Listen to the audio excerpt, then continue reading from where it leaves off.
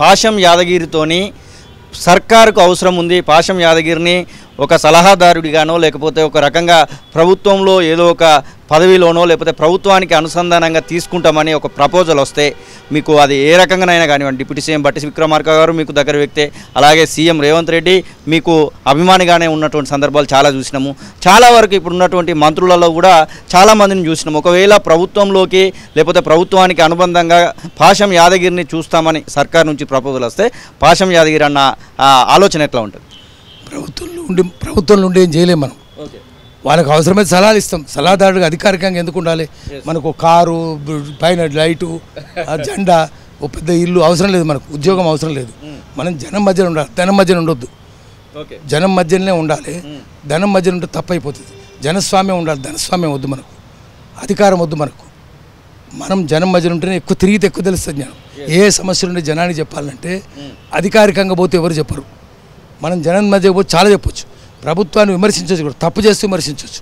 మంచి పని చేస్తే మల్లెపూల దండేస్తాం, చెడ్డ పని చేస్తే చెప్పుల దండేస్తాం అని భయపెట్టాలి కూడా, చెప్పాలి కూడా. భయం కూడా ఉండాలి, గౌరవం ఉండాలి, భయం ఉండాలి. అందుకని మనం జనానికి అందరూ చెప్దాం. పదవులు వద్దు మనకు. మనం చేయలేమా? ప్రెస్ అకాడమీ పని ప్రెస్ క్లబ్ నుంచే చేయొచ్చు, మనం కూర్చొని చేయొచ్చు, పాఠాలు చెప్పొచ్చు. ఏది వార్త అనేది ఎట్లుండాలి, ఇన్వెస్టిగేటివ్ జర్నలిజం ఎట్లుండాలి, లీడ్ ఎట్లుండాలి, టెక్స్ట్ ఎట్లుండాలి, పెరరేషన్ అంటే ఉపసంహారం ఎట్లుండాలి, ఇవన్నీ చెప్పొచ్చు మనం. జనం న్యూస్ జనజీవితాన్ని ప్రభావితం చేసేదే వార్త అని చెప్పి జనానికి చెప్పొచ్చు. లేకపోతే ప్రభుత్వంలో చెప్పమని చెప్తాం, తప్పవుతుంది. సో మన మీద విమర్శలు కూడా వస్తాయి. ప్రభుత్వానికి అనుకూలంగా ఉండొద్దు, మనము న్యూట్రల్గానే ఉండాలి, న్యూట్రల్గా ఉంటే చెప్పాలి. అందుకని పదవులు వద్దు మనకు, పదవులు తీసుకోవద్దు మనము. పదవులు ఉంటే పెదవి విప్పలేము. ఇది చూసినాం కదా, కృపాచార్య, ద్రోణాచార్య, భీష్మాచార్య పదవిలో ఉంటే ద్రౌపదికి అన్యాయం జరుగుతున్నా కూడా నోరిప్పలేదు. మన పరిస్థితి అదే అవుతుంది. మనం అట్లా ఉండొద్దు. మనం జనంలో ఉండి నోరిప్పాలి, ప్రభుత్వానికి మంచి కూడా చెప్పాలి. మంచి చెప్తే చేసే పూలదండేద్దాం, చెడు చేస్తే చెప్తే వినకపోతే లెంపకాయలు ఇద్దాం. ఏం చేద్దాం అనేది మనం చెప్పుకుందాము. పదవులు తీసుకోవద్దు. మనం సలహాదారులుగా ఉండొచ్చు. ప్రైవేట్ బయట ఉంటే సలహాదారులు ఇస్తాం, మీడియా ద్వారానే, తొలి వెలుగు ద్వారానే జనానికి సలహాలు ఇస్తాం, ప్రభుత్వానికి సలహాలు ఇస్తాం.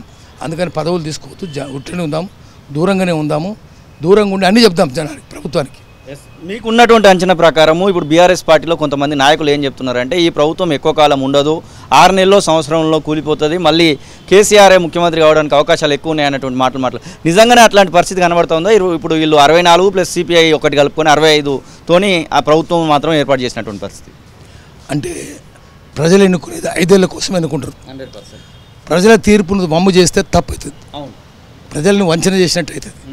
మీరు దొంగ పనులు చేసి ఎమ్మెల్యేలు కొంటే తప్ప అమ్ముడు పోతారు. కాంగ్రెస్ వాళ్ళు కూడా అమ్ముడు పోతారు, బీఆర్ఎస్ వాళ్ళు కూడా అమ్ముడు పోతారు. బీఆర్ఎస్ వాళ్ళను కాంగ్రెస్ కొన్నా తప్పే, కాంగ్రెస్ వాళ్ళను బీఆర్ఎస్ కొన్నా కూడా తప్పే, రెండు తప్పే. అట్లయినా ఇట్లయినా తప్పే. అది 65 చాలు మీకు, సింపుల్ మెజారిటీ చాలు కదా. మీకు ఒక 61 ఉంటే చాలు. 65, 66 ఉన్నాయి, 67 అవుతుంది. అవసరం లేదు మీకు. మీరు న్యూట్రల్గానే ఉండాలి. మీరు ఇంత చాలు. కాంగ్రెస్ బీఆర్ఎస్ పార్టీ కూడా బయట ఉంటే బెత్తం పట్టుకోవాలి, అంతేగాని మీ అధికారం 5 ఏళ్ళు ఉండండి. మీరు ఎందుకు ఓపిక లేదా మీకు? ఇప్పుడు 10 ఏళ్ళు ఉన్నారు కదా అధికారము, ఇంకా 5 ఏళ్ళు ఓపిక లేదా మీకు? ఎందుకు అంత ఓపిక లేకుండా పరిస్థితి ఎందుకు? ఎప్పుడు అధికారంలో పోదాం, ఎప్పుడు జనం క్షమించరు. మళ్ళీ ఏమైందంటే ప్రజాస్వామ్యాన్ని కూని చేయాలి, హత్య చేస్తే మళ్ళీ నక్సలైట్లు వస్తారు. గుర్తుపెట్టుకోండి. కాంగ్రెస్ వాళ్ళకి చెప్తున్నాం, బీఆర్ఎస్ వాళ్ళకి చెప్తున్నాం, ప్రజల్ని హింస చేయనీయకండి, ప్రజల్ని రెచ్చగొట్టకండి, ప్రజల్ని సాయుధులను చేయకండి. ప్రజలు సాయుధులు అవుతారు తప్పు చేస్తే. ఎవరు చేసినా ఇద్దరు ఇటుపక్క దొంగలే ఉన్నారు. కాబట్టి అమ్ముడు పోవచ్చు, ఇటు నుంచి అటు పోవచ్చు, అటు నుంచి ఇటు పోవచ్చు. కోతులు ఎక్కడుంటాయి? ఏ కొమ్మ మీద పండు ఉంటే ఆ కొమ్మ మీద దూకుతాయి. జిదర్ హరి ఉదర్ చెరి, ఎక్కడ పచ్చకుంటే అక్కడ మేస్తాయి. పశువులే కదా వీళ్ళు, పచ్చకున్న చోటు మేసేటోళ్ళే కదా. అందుకని వాళ్ళేం బుద్ధిమంతులు కాదు, వీళ్ళేం బుద్ధిమంతులు కాదు. కానీ ప్రజలు మాత్రం బెత్తం పట్టుకుంటారు, ఇద్దరు గుణపాఠం చెప్తారు. దేశంలో ప్రజాస్వామ్యం ఉన్నది, దాన్ని కాపాడుతామని రుజువు చేయండి. దేశంలో దొంగల రాజ్యం ఉన్నది, క్లెప్టోక్రసీ, చోరస్వామ్యం ఉన్నదని మీరు రుజువు చేయకండి. జనం ఒప్పుకోరు. అటువంటి పిచ్చి మాటలు మాట్లాడొద్దు. మాట్లాడితే బుద్ధి లేని మాట్లాడతారు, వాళ్ళ ఈపులు బాలగొట్టాలి.